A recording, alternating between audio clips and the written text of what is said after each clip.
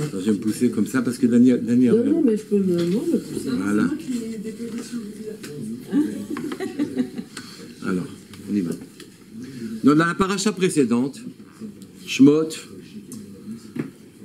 20-18 dans les psukim, Moshe s'approchait de l'épée brouillard. Vous savez que Moshe est monté chercher la Torah, et là où il est monté chercher la Torah, il est rentré dans le brouillard. Il est rentré dans l'épée brouillard où se trouvait Hachem. Il y avait 3 degrés d'obscurité. Un qui s'appelle Chocher, obscurité, Hanan, nuée, et le troisième, le plus épais, s'appelle Arafel.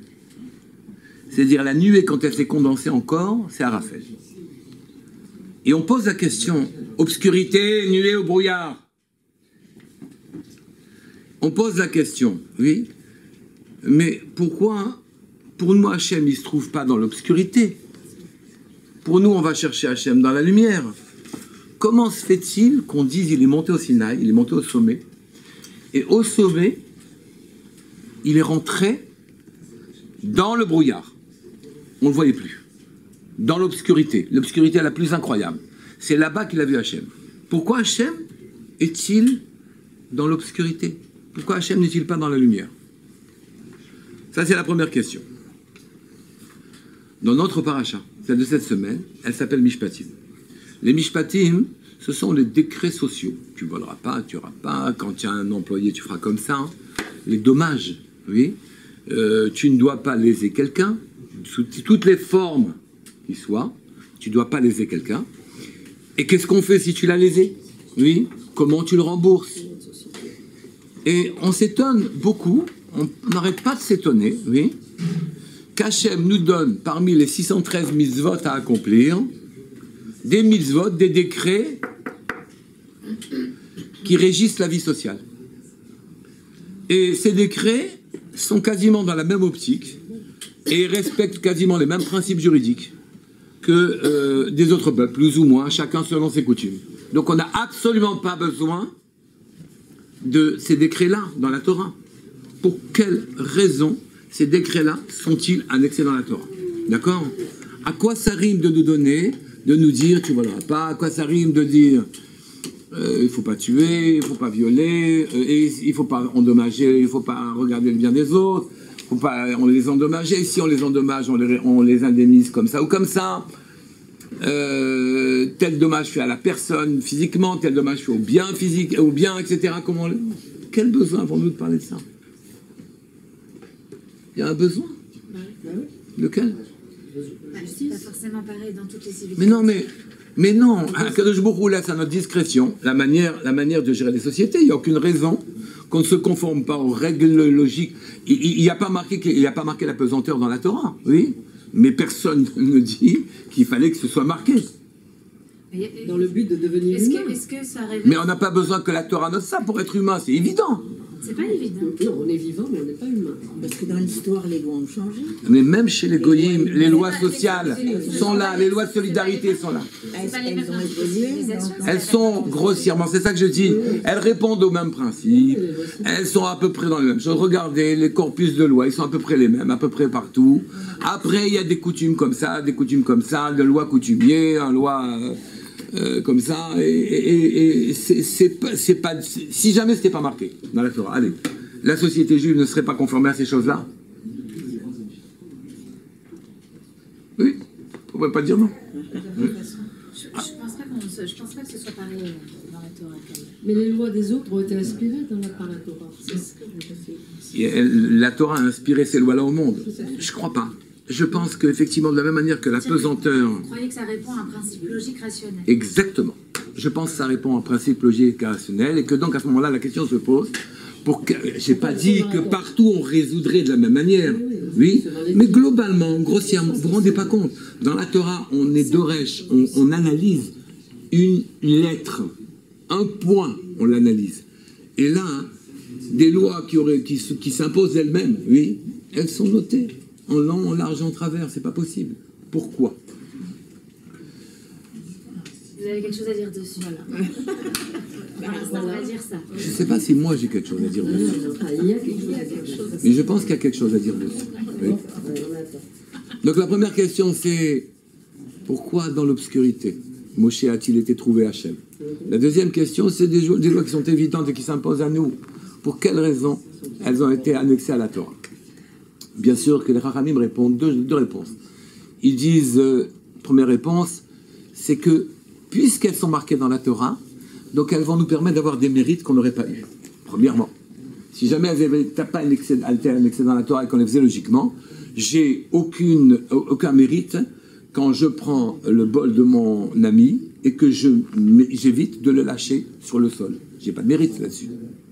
Oui, mais parce que je réponds à un fonctionnement normal et logique. Si ces lois sont en fonctionnement normal et logique de la société sociale, à ce moment-là, je n'aurais pas de mérite. Si jamais elles n'avaient pas été annexées à la Torah, je n'aurais pas eu de mérite à les respecter, à les observer. Et effectivement, chaque juif qui ne vole pas, il fait une mitzvah. Chaque juif qui ne ment pas, il fait une mitzvah. Chaque juif, vous comprenez? Et donc ici, on a des mérites supplémentaires. Il y en a qui répondent d'autre chose, on ajoute une deuxième réponse, elle est plus subtile. Elle dit, c'est que la manière dont Akadosh Baruch Hu voit les soucis sociaux, la manière dont les lois sociales doivent être faites, c'est extrêmement précis. Ça n'a rien à voir, il y a des détails qui sont à revoir précisément. Et je pose la question, mais quels détails? Globalement, ils répondent globalement au même objectif, la paix sociale. Il n'y a pas une société qui peut vivre comme ça. Il y en a qui supportent beaucoup d'incertitudes, il y en a qui supportent peu d'incertitudes. Chacun met le niveau là où il veut. En fait, il faut comprendre ce que c'est que la Torah. Pourquoi? Donc là, on comprendra pour quelles raisons les Mishpatim ont été enseignés et pour quelles raisons elle a été enseignée. Akadosh Baruch Hu, il s'est caché dans l'obscurité, en quelque sorte, pour pouvoir... c'est là-bas que Moshe Rabbeinu est venu la chercher, la Torah. Qu'est-ce que c'est la Torah? Oui. On dit, les Chachamim disent, qu'Avraham Avinu avait respecté les 613 mitzvot.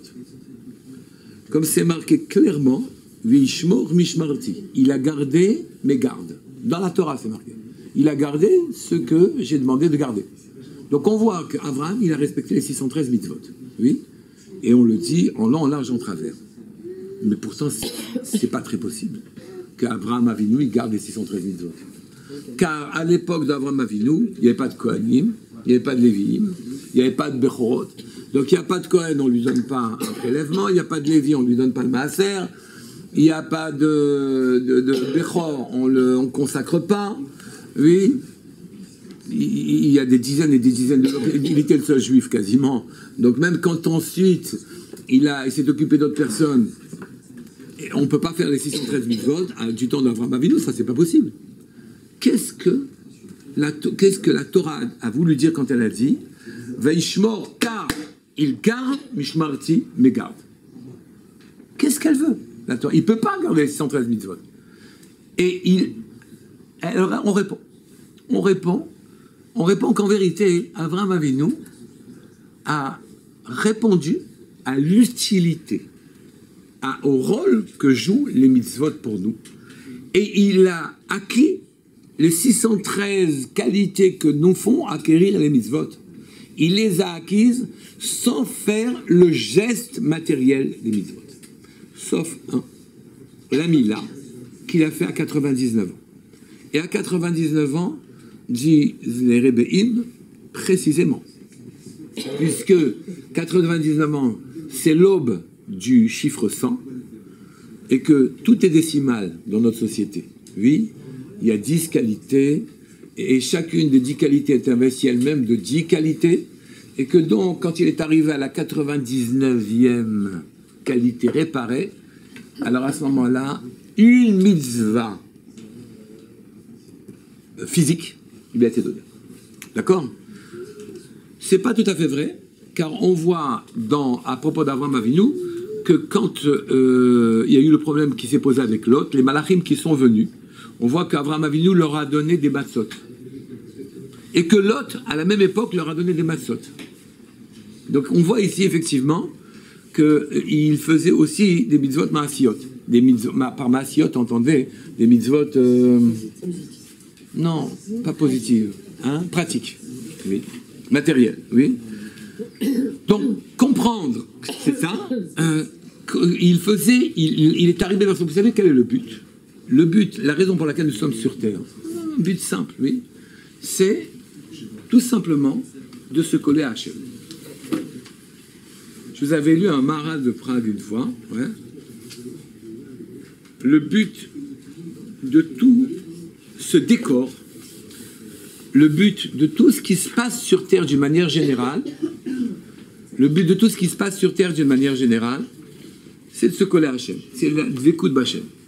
Et Akadosh Baruch Hu, donc, guide, met le sol sous nos pieds, guide nos vies, nous propose les péripéties. On propose, naturellement, je devrais dire nous impose les péripéties de notre existence. On n'a pas tellement le choix. Ça nous arrive, point final. Donc, nous propose les péripéties de notre existence. Et à partir de ce moment-là, elles arrivent, il est en train de nous corriger. Ne vous rebellez pas. Acceptez, de manière générale. Comme vous acceptez quand c'est marqué stop à une route, comme vous acceptez quand c'est marqué que le tunnel est en train d'incurver sa courbe, ne dites pas « moi je suis droit ». Je ne rigole pas avec ces choses-là. Je ne suis pas comme ceux qui vont de droite et de gauche. Suivez le tunnel, d'accord? Donc ici, il a fait le monde pour qu'on prenne conscience qu'il est là, qu'on se rapproche de lui. Seulement, se rapprocher de lui, c'est difficile. C'est très difficile. D'accord? C'est très difficile. Et cette démarche profonde, c'est Abraham qui l'a fait. Se coller à Hachem, c'est très difficile. Et cette démarche, c'est Abraham qui l'a initiée jusqu'à temps qu'on lui donne des mitzvot maasiyot. Des mitzvot dans le maasé. Je reprends. Oui? Abraham. Et le moral, qu'est-ce qu'il dit sur ça? Je vais nous dire. Ouais. Abraham, il dit, le Maharal, il dit, pardon, pour toute réussite spirituelle, oui, pour toute réussite, j'essaie d'aller au résumé, pour que Akadosh Baruch Hu se rapproche de l'homme et qu'il le sente, et que l'homme sente Akadosh Baruch Hu, oui, l'Adam Atzvo, il faut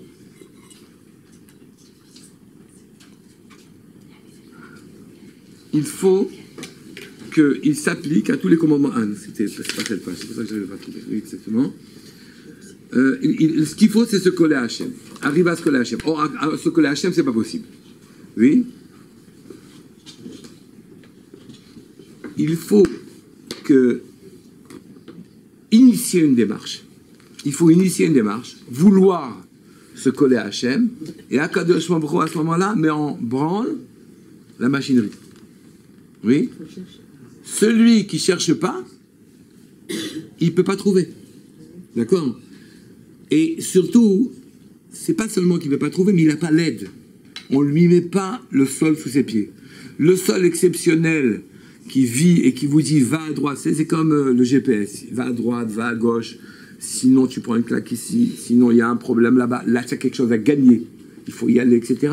En fait, Hachem, il s'en fiche de tout ça.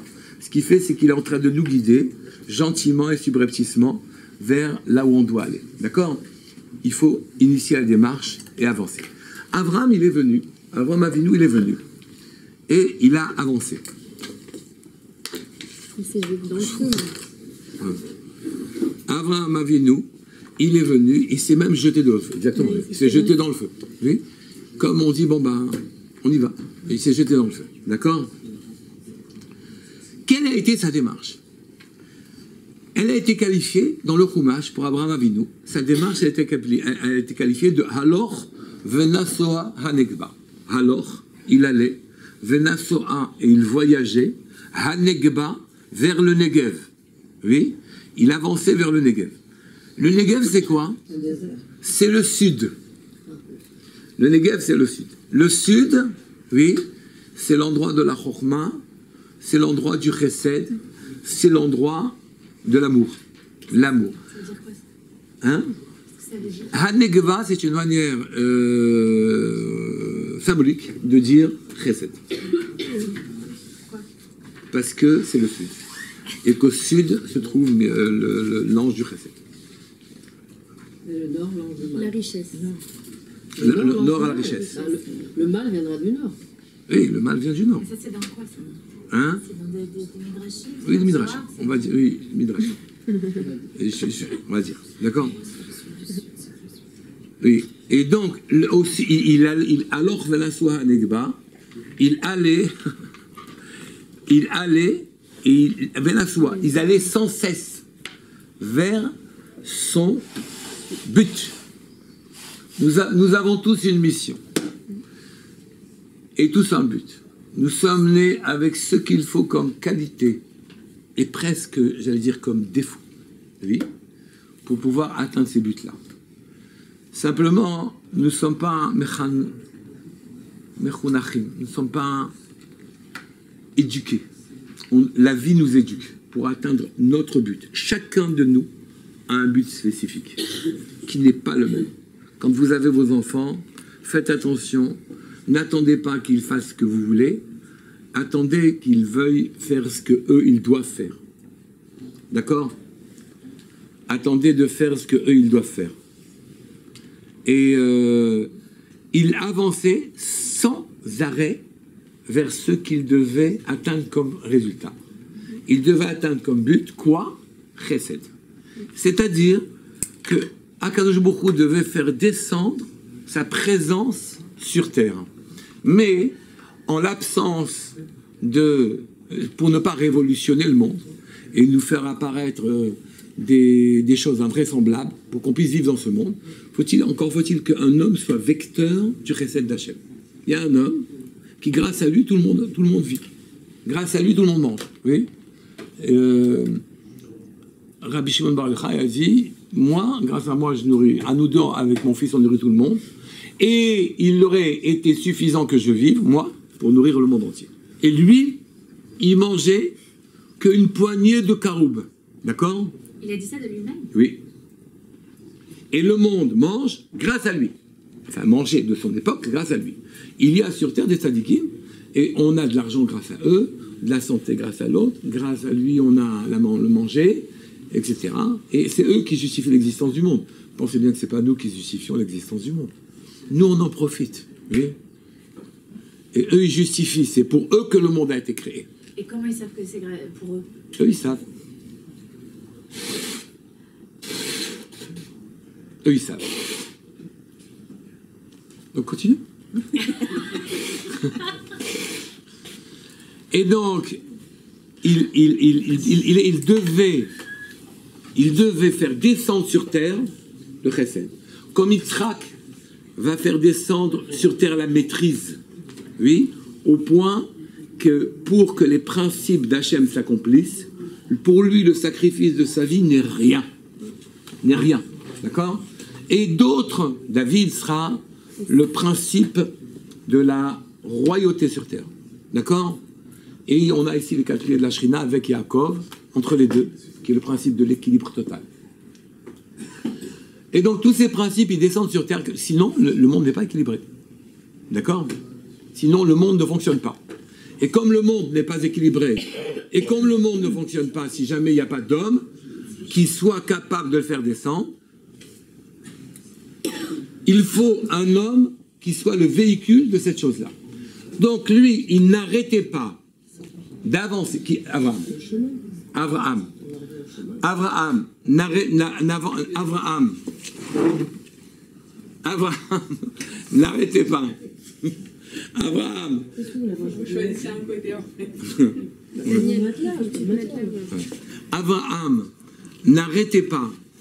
n'arrêtait pas d'avancer vers la mission qui était la sienne.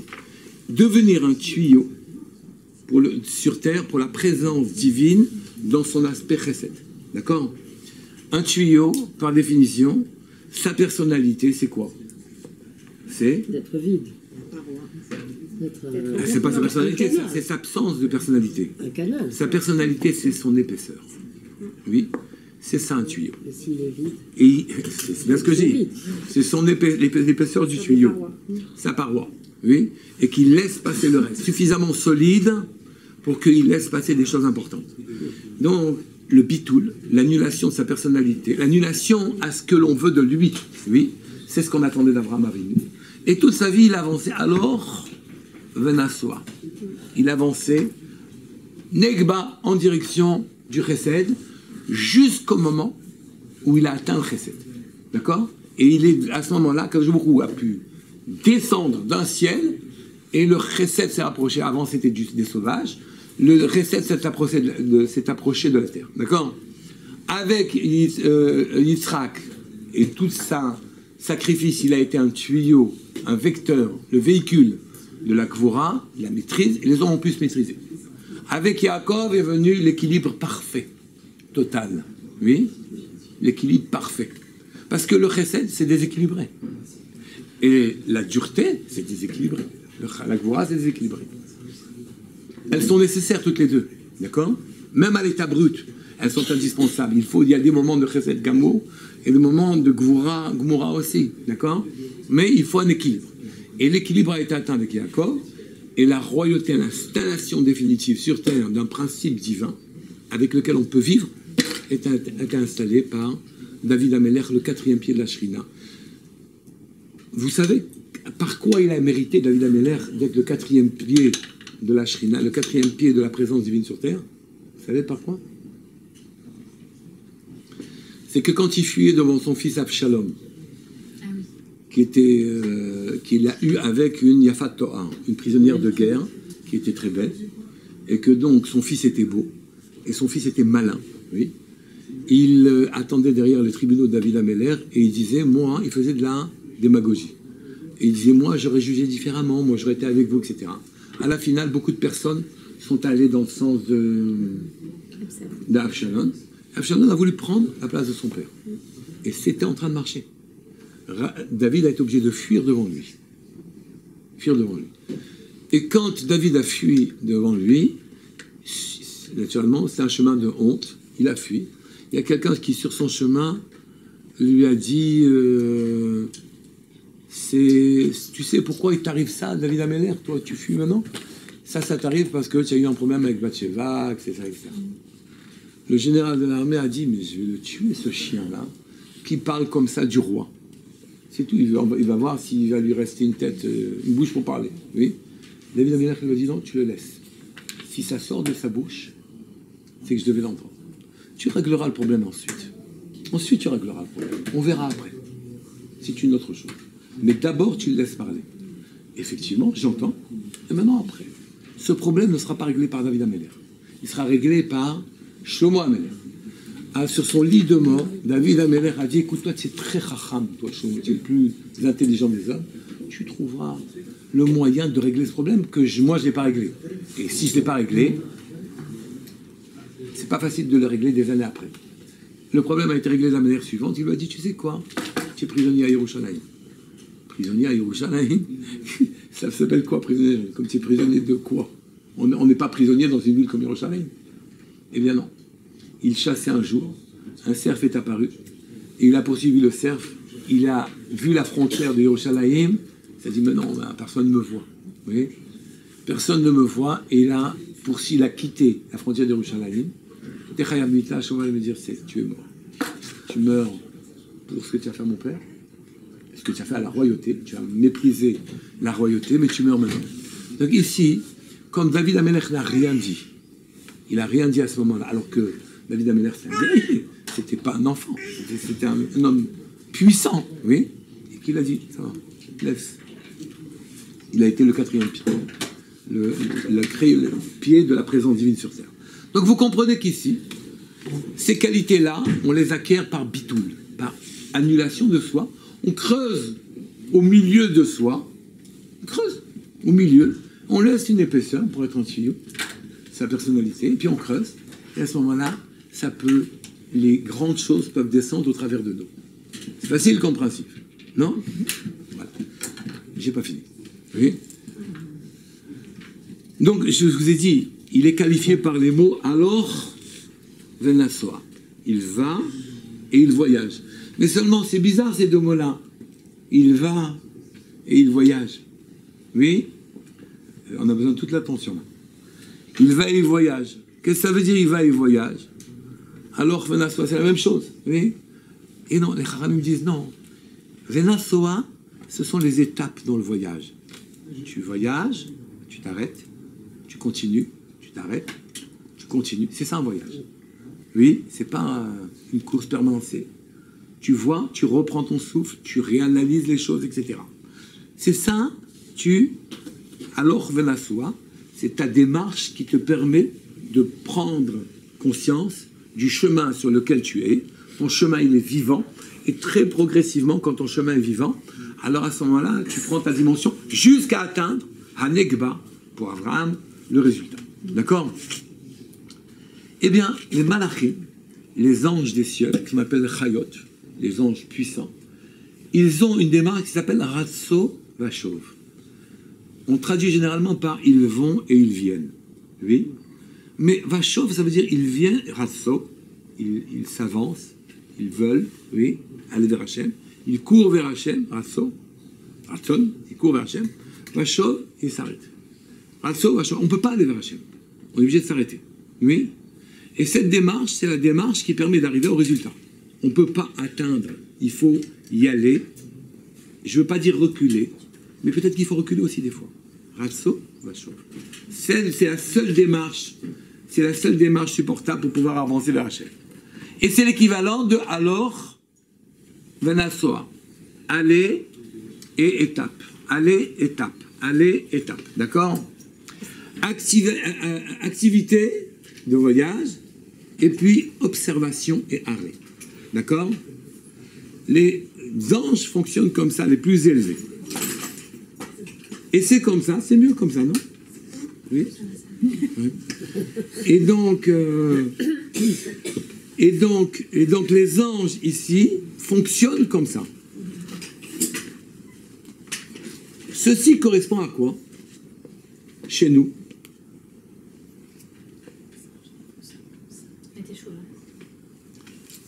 À quoi ça correspond?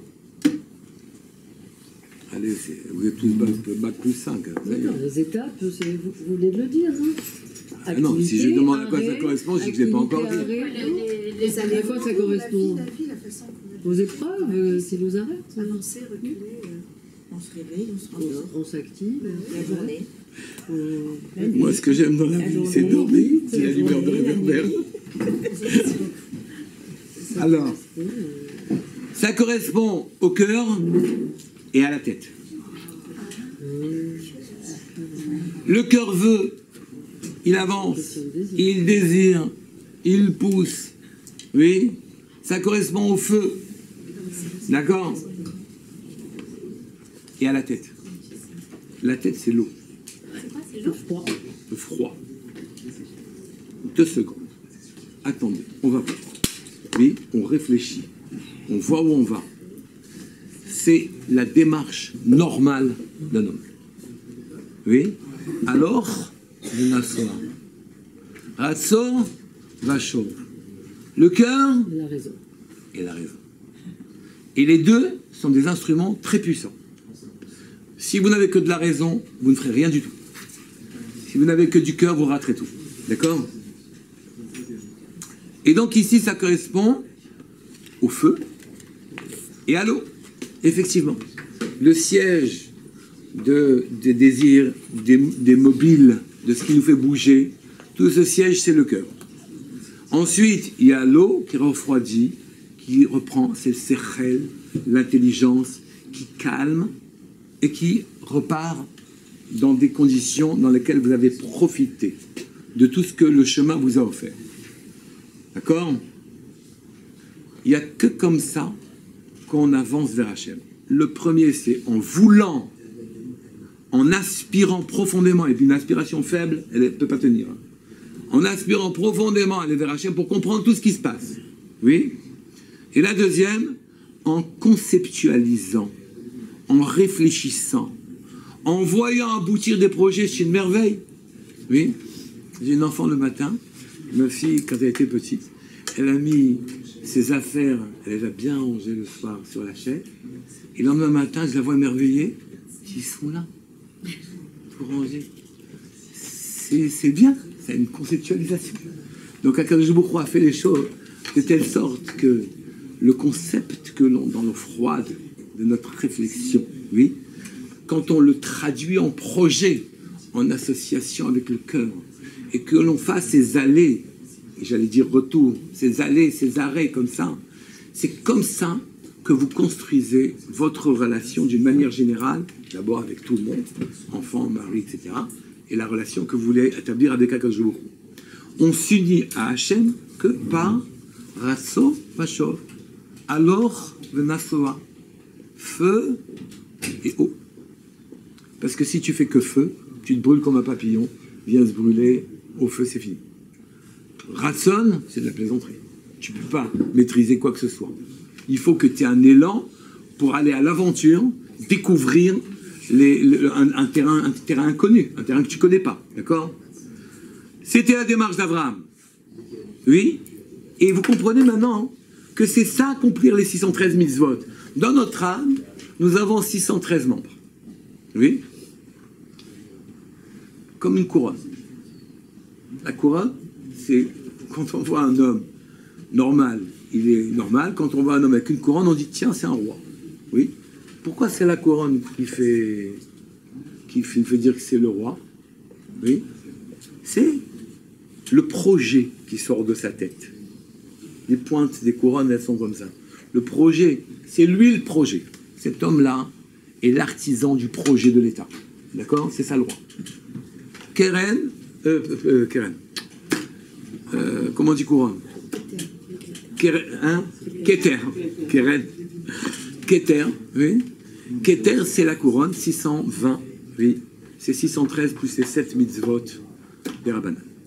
Et c'est le projet qui s'accomplit grâce à ces personnes-là, grâce au roi, d'accord? Donc maintenant, j'accomplis un projet, le projet, ma mission à moi. Je l'accomplis de cette manière-là. Et je l'accomplis en réparant les 613 membres de mon âme qui correspondent à 613 membres de mon corps. Les 248 mitzvot positives, oui, construisent en moi l'amour d'Hachem. Les 365 mitzvot négatives, quand je les respecte, construisent en moi la crainte d'Hachem. Je ne peux pas me rapprocher. Je ne peux pas me rapprocher d'Hachem qu'en le craignant ou en l'aimant. C'est ça que ça veut dire. Se rapprocher de quelqu'un, c'est quoi? C'est le craindre ou l'aimer. C'est ça que ça veut dire, se rapprocher. Oui. Je me rapproche d'Hachem en respectant les 248 commandements positifs. En faisant, je mets des tefilines, je fais tous les commandements qui me demandent de faire quelque chose. Ça crée en moi, les membres se réparent, et à ce moment-là, se libère, voilà, se libère le canal se libère, et j'aime Hachem. On me demande tous les jours, tu aimeras l'Éternel ton Dieu. Ça veut dire, comment tu veux que je l'aime? Oui. Réponse, tu fais les 248 commandements positifs. Oui. Tu répares tes membres. Le canal se construit. Si le canal se construit, la proximité avec Hachem se fait. Si la proximité avec Hachem se fait, l'amour naît en toi par la simple observation des choses. Ça, c'est amour. Oui. Avec le sechel, maintenant, le froid. Le froid, avec le sechel, avec les interdits, vous construisez la crainte. On regarde comment le fonctionnement des choses. Oui. On voit, on conceptualise. On voit nos idées aboutir. On aime Hachem d'un côté, on le craint, car c'est lui qui fait que dans la pratique, les choses aboutissent. D'accord? Et vous voyez qu'ici, en fait, par nos gestes, par notre comportement, on crée la proximité avec Hachem. Je répète. Abraham Avinu, en affinant son comportement au travers des péripéties, des épreuves qui lui sont proposées, et vous comprenez que les épreuves maintenant sont des choses indispensables. Comment voulez-vous, sans épreuve, arriver à un résultat? Vous ne savez pas où est le chemin, vous ne savez pas y aller, vous ne savez pas où vous devez aller, vous avez du mal à déterminer votre mission. Bien que vous ayez quelques indications. Moi, je suis plutôt Chesed, l'autre, il est plutôt Gvura, la troisième, elle est plutôt équilibre. Comprenez, chacun, il sent un peu. Mais au bout du compte, où il doit aller, il ne sait pas. Donc, il est obligé d'épouser les péripéties et les contours de son existence en disant « Qu'est-ce qu'on veut de moi, maintenant ?» Et pas « Oh, ça m'est encore tombé dessus, ça, c'est pas possible, ça m'arrive qu'à moi. » Mais bien sûr, ça arrive qu'à toi. C'est pour toi que ça arrive. C'est pour que tu sois guidé. C'est une gentillesse. Oui. Dis merci. Dis merci les coups. Dis merci les claques. Oui. Dis merci les réussites. Oui. Mais dis merci pour tout. D'accord? Parce que c'est ça là. Vous vous rendez compte? Si jamais brutalement, vous étiez en voiture, l'autoroute elle s'arrête. Plus de côté droit, plus de côté gauche. Qu'est-ce que vous faites? Le désert. Qu'est-ce qu'on fait maintenant? On va, on tourne, on va tout droit, on va à gauche, droite, on retourne en arrière, qu'est-ce qu'on fait? Donc vous voyez que d'être guidé, c'est une grande bracha. On est guidé, nous, pas parce que je ne nous parle pas, on n'a pas à ce niveau-là, on est guidé justement par les péripéties de notre existence. Donc, les péripéties sont là pour pouvoir faire notre chemin, pour pouvoir nous aider à nous accomplir. D'abord, il faut vouloir s'accomplir, avancer. Si on ne veut pas, c'est fini. Si on veut survivre et profiter, on ne s'en sortira pas. Si on veut survivre et profiter, on ne s'en sortira pas. On ne peut pas. Si on veut, laissez-moi tranquille, c'est tout ce que je demande. On n'arrive à rien. On ne peut pas arriver. D'accord? Il faut donc commencer sa démarche, avancer, et faire comme Abraham, alors venassoir. Mais seulement la démarche d'Abraham, où un homme était capable, d'épouser les péripéties, les épreuves qui lui ont été proposées, en comprenant où il devait aller, que sa recherche fondamentale était terrible, était inouïe. Ça, c'est Abraham. Mais nous, comment on va faire? Que je beaucoup dit laisser. Grâce à Abraham, maintenant, lui qui a fait une démarche profondément spirituelle, je vais vous donner des repères matériels qui vont vous permettre, quand vous aspirez à les faire, oui, quand vous épouserez leurs contours, quand vous les ferez dans les détails, alors à ce moment-là, vous arriverez au même résultat. On ne peut pas être Abraham Avinu. La démarche de ce géant nous est étrangère. C'est impossible pour nous. Alors maintenant, on peut aspirer à acheter des filets. On peut aspirer à faire Shabbat. On peut aspirer à acheter un talit. On peut dire, mais attends, les fils du talit, ils doivent être comme ça et pas comme ça. Et mettre sa froideur dans cette réflexion-là. Oui. Dire, mais comment dois-je me comporter avec le pauvre? Dois-je lui parler comme ça ou comme ça? Ai-je le droit de me mettre en colère? Ai-je le droit de ne pas me mettre en colère?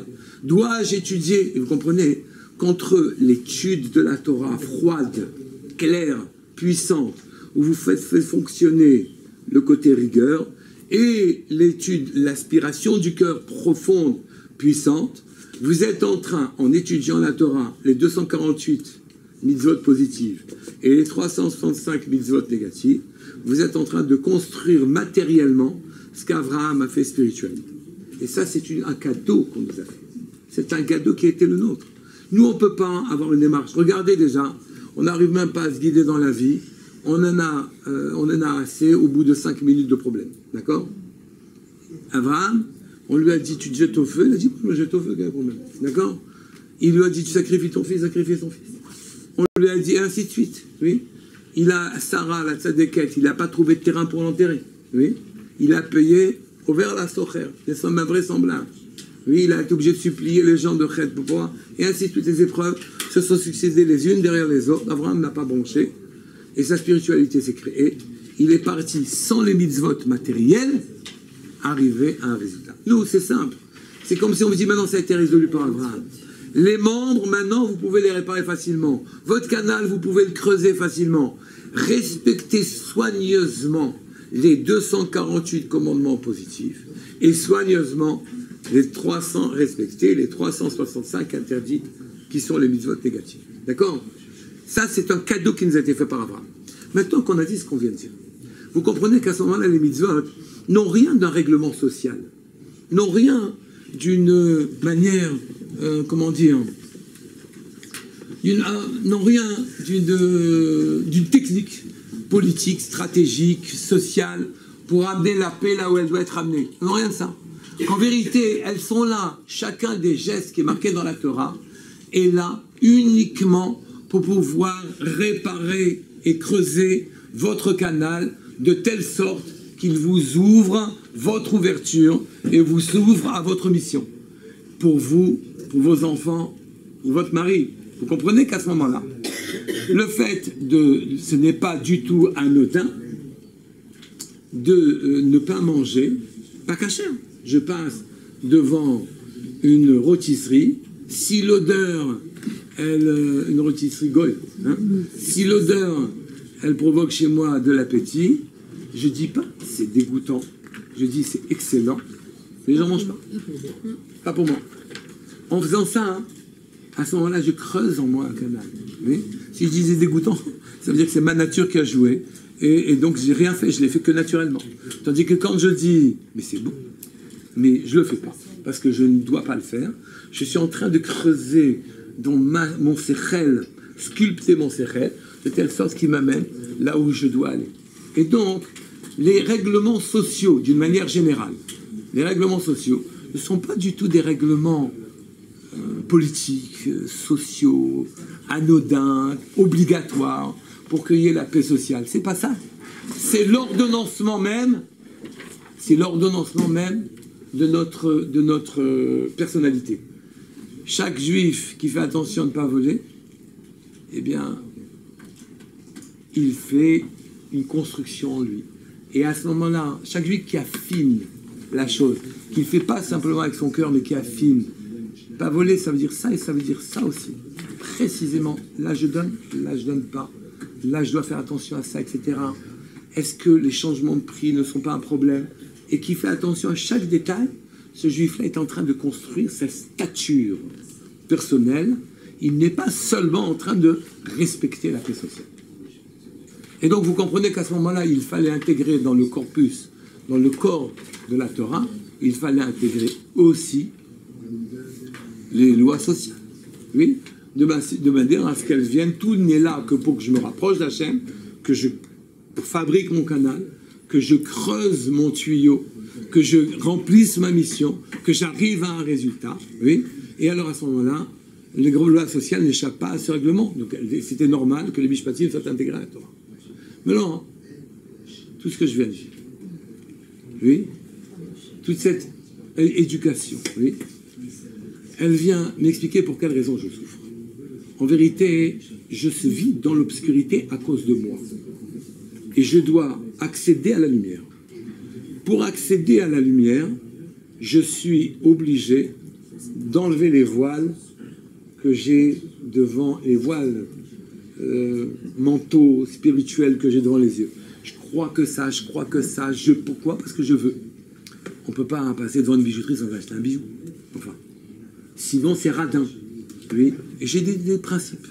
On ne peut pas passer devant une voiture sans l'acheter. On ne peut pas... Bon, on ne peut pas passer devant un magasin bio sans acheter des choses dedans. Chacun avec son truc personnel. Non, mais c'est pas ça. On vit avec nos données. On vit avec nos données personnelles. Et nos données nous aveuglent. Nos données nous aveuglent. On manque d'équilibre. J'ai pas dit que la voiture n'est pas indispensable, le bijou n'est pas indispensable, j'ai pas dit que les courses sont pas indispensables, que bio n'est pas indispensable. Je dis tout est une question d'équilibre. Et l'équilibre, il est. Quel est l'équilibre? L'équilibre est celui qui ouvre ma compréhension. L'équilibre, c'est celui qui m'ouvre la chose. Ceci est difficile à accéder. Je vis dans mon obscurité personnelle. Par obscurité, naturellement, je n'entends absolument pas l'obscurité physique, évidemment. J'entends une obscurité personnelle. Je suis prisonnier de mes a priori. Je suis prisonnier de mes croyances. Je suis prisonnier de mon conditionnement initial. Je dois y échapper pour pouvoir remplir ma mission. Je ne peux pas continuer à être même ashkénaz, tunisien, algérien, meknessien... Meknessi, pardon, excusez-moi, je suis désolé. Mais je ne peux pas continuer israélien, américain, je ne peux pas. Je suis un élément, un juif, qui doit remplir une mission sur Terre, et je vais rentrer dans mon opacité à moi. Je dois l'accepter. Je dois accepter de rentrer dans mon opacité personnelle. Je dois rentrer dans mon brouillard. Il n'y a que dans le brouillard que je peux changer. Vous comprenez qu'une vie dans laquelle je chercherai un équilibre matériel rapide, oui, un statut social facile, oui, c'est une vie dans laquelle je ne sers à rien, qui m'aura à moi servi à rien, qui n'aura servi à rien à mes enfants aussi, à mon mari, à tout mon entourage. D'une manière générale, la vie, elle est là, avec ses péripéties, pour m'enseigner où est ma place, où est mon chemin. Je dois rechercher ardemment cette chose-là. Et donc, je ne peux pas ne pas rentrer dans l'opacité, dans l'obscurité. Je dois accepter les épreuves. Ne pas accepter les épreuves, c'est le refus de tout progrès personnel. Et la vie aura vécu comme une étoile filante, une étincelle. Regardez l'étincelle, elle quitte le feu, elle ne sert à rien. Elle éclaire une seconde, évidemment, mais après c'est fini, elle n'éclaire pas. Pour pouvoir être quelque chose qui éclaire et faire de vos proches des gens qui éclairent, vous ne pouvez pas faire autrement que d'affronter votre obscurité. Mon cher Rabbeinu, il est rentré dans l'obscurité, dans son obscurité, il est rentré. Il est rentré et il a traversé 3 couches. Oui. L'obscurité de la pensée, l'obscurité de la parole, l'obscurité de l'acte. Oui. Il les a traversées. Nous, on a des habitudes dans les actes, dans les paroles. On a des habitudes dans la pensée. Il a traversé ces 3 choses-là. Il a quitté tout ce qui était pour lui convenu pour pouvoir accéder à une vérité intangible et rentrer chez Hachem. Donc, vous comprenez bien qu'à ce moment-là, où Moshe Allah, il est rentré dans le brouillard pour pouvoir nous chercher la Torah qui, contrairement à Abraham Avinu, qui n'a pas eu besoin d'accomplir physiquement, matériellement les commandements, nous ne pouvons pas nous permettre, et nous sommes en train, en achetant des téphilines bien, en mangeant une cacheroute sérieuse, en faisant des efforts dans le détail, en jouant de notre feu et de notre eau, de notre séchel et de notre cœur, l'aspiration, alors à ce moment-là, et ce jeu est un règlement difficile, très difficile, oui. En jouant comme ça, à ce moment-là, vous pourrez accéder à votre résultat réellement, savoir que vous êtes en train de commencer à avancer dans votre mission personnelle. Est-ce que vous avez des questions? Oui. Il n'y a plus qu'à. Et je simplifie, hein, de manière à ce que ce soit lisible. Il y a des questions? Oui. C'est quoi le texte? Quoi? La paracha de Mishpatim. Vos sources. Le Maharal, le Tanya, Rabbi Mimler, le Malbim, Elim. C'est pas ça ma question. Okay. Est-ce qu'il y a quelque part dans les commentaires oui. où on fait état de la souffrance d'Abraham, où on en parle? Mais ça s'appelle pas une souffrance, ça s'appelle la vie. Non. De la même manière que David Aménas a écrit les Tehillim, il exprime sa souffrance. Il remercie Dieu pour la vie qu'il lui a donnée. Il exprime sa souffrance. C'est une louange. Mais il exprime aussi la souffrance, c'est ça ce qui est intéressant. Ce qui est intéressant, c'est qu'il a compris que tout ce qui lui est arrivé de manière générale, oui, c'était une bonté. Oui, non mais je suis d'accord. Hein. Mais l'expression de la souffrance et la reconnaissance de la souffrance, elle m'intéresse aussi. C'est le première étape. Si je crois que je souffre pour rien, je m'en sors pas. Je suis obligé de reconnaître que je souffre. Je suis d'accord. Ça veut dire que je suis pas bien. C'est dans ce déséquilibre que j'acquiers ma dimension. Si j'ai pas de déséquilibre, vous savez, la plupart des gens, ils veulent pas être déséquilibrés. Non mais je sais. Quand ils disent alors c'est ça la souffrance. sacrifie ton fils que tu aimes, ça marque la souffrance. Mais est-ce que quelque part, c'est celui qu'il aime qui doit sacrifier. Quelqu'un dit, ou le Midrashim ou quoi, disent, à ce moment, même si c'est évident, voilà, même si c'est évident, mais est-ce que c'est spécifié par des mots, quelque part, que Abraham a souffert et que là, il ressentait tel Je crois pas qu'on marquera nulle part qu'Abraham a souffert. Voilà, mais ça c'est intéressant. Pourquoi? Parce que sa dimension le mettait bien au-delà de ça. On dit qu'il s'est jeté dans le feu. On n'a pas marqué il s'est brûlé. On a dit qu'il n'a pas brûlé. On a dit qu'il n'a pas souffert. On a dit qu'il avait senti un sentiment de Gan Eden. Donc, ouais. Ah voilà, c'est Midrash. ça, c'est intéressant. Ah ouais, d'accord. Et tout ça. Autre question.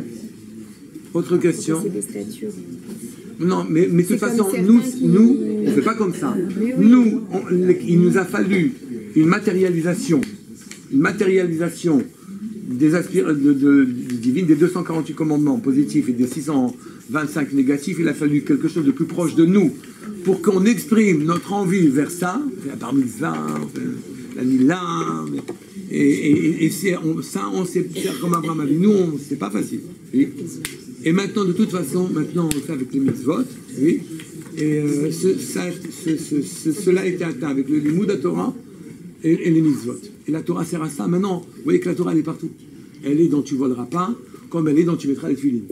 Elle est dans tu feras la shrita d'un animal comme ça et pas comme ça, que le couteau doit être parfait. Et elle est donc dans les petits détails, parce que on est en train de faire une opération chirurgicale dans notre stature spirituelle. Chirurgicale. Dans notre stature spirituelle. Donc ici, c'est dans le détail qu'on sculptera notre dimension. Il nous dit Claire. Vous dites que c'est par les mitzvot que nous creusons notre canal pour nous rapprocher d'Hachem. Mais c'est pas aussi les mitzvot que nous accomplissons, celle de Mishpatim justement, l'accomplissement des mitzvot des lois sociales. On peut les voir comme des simples lois sociales pour l'équilibre des sociétés, mais c'est par celle-là que nous accomplirons le aime ton prochain comme toi-même. C'est-à-dire que l'accomplissement des mitzvot, c'est la réalisation de ce commandement incroyable qui est aimer l'autre comme toi-même.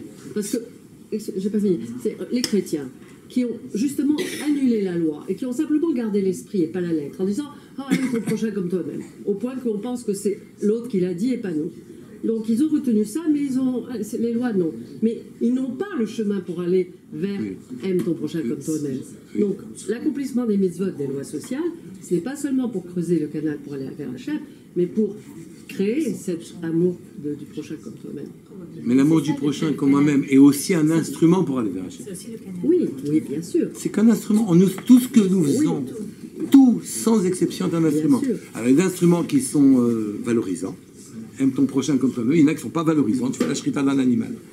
Oui, mais là-haut, faire la shrita d'un animal ou aimer son prochain, là-haut, c'est aller vers Hachem. C'est la même chose. Absolument. C'est la même chose. Donc c'est pas des lois sociales. Non, des lois, non, exactement. Voilà, on dit Ose Shalom Bimromav.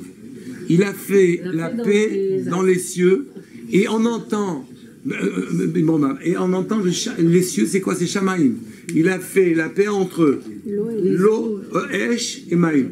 Et donc chez nous, Esh c'est là. Et Maïm, c'est là. Et lui, et là c'est l'eau, là c'est le feu. Et là-haut, tout est la même chose. Donc aimer son prochain ou faire le shrita d'une vache. Toutes les lois. Non, mais on parlait des lois sociales. Non, alors maintenant j'ai voulu simplement les lois sociales nous apparaissent comme des lois qui auraient, dont on aurait d'équilibre, qu'on aurait pu ne pas avoir dans la Torah. Ne pas avoir dans la Torah. Elles auraient été indispensables. Elles ont toutes la même récompense. Non. On connaît la plus grande récompense et la plus petite. Celui qui fait Shiloh Haken, c'est la plus petite, il a le plus petit. Et celui qui chasse la mer pour prendre les œufs, oui, c'est la plus petite récompense. Plus petite récompense. Et la plus grande, c'est Kibbutz Aval. Mais je crois que tu ne sais pas que c'était les deux la même chose. La longévité, c'est dans la longévité. Toutes les deux, la petite comme la grande, donnent la longévité. Ah, mais pas la même longévité. Parce que la longévité ne fait pas allusion à la longévité sur Terre. C'est-à-dire, tous les deux donnent un accès au monde où je serai éternel. Au monde où je vivrai de manière éternelle. C'est ça la longévité. Excusez-moi, Oui. quand vous dites que... Yeshua, tu es un. Quand vous avez dit qu'Abraham avançait vers le chesed jusqu'au moment où il a atteint le chesed, c'est quoi ce moment précis? Et que, alors, Hachem est Quand est-ce qu'il atteint le chesed, à mon avis, après la Mila? C'est-à-dire il est un vecteur complet de recette. Et pourquoi?